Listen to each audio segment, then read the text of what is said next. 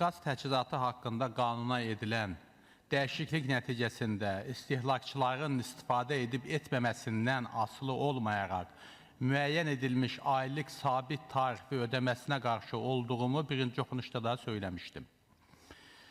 Kasıb varlı da dəxli olmamalıdır. Heç kimə qaz pulsuz onsuz da çəkilmir. Hər bir vətəndaş xərcini ödəyib qazı çəkdirir.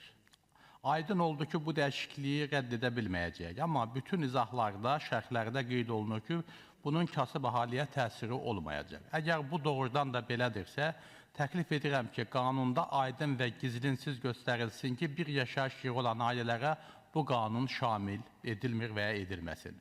Bilirsiniz nəyə görə? Ailələr tanıyıram ki, qazı işlətmir ki, aylığı ödəyə bilməyəcək. Qazı çox soyuq olan zaman yandırır, yaxud körpə uşaq olan otaqda yandırır.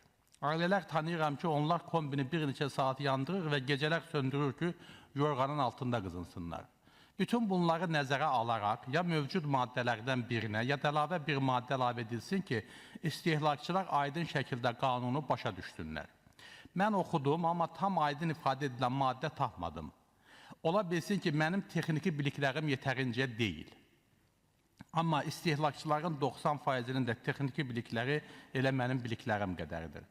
Bunun üçün də mən əsaslı izahat verilməsini istərdim ki, orada qanun hansı şəkildə bir yaşayış evinə şamil olunur, onlar göstərilsin. Amma mən düşünürəm ki, bu birinci növbədə kasıb əhalini daha çox vuracaq.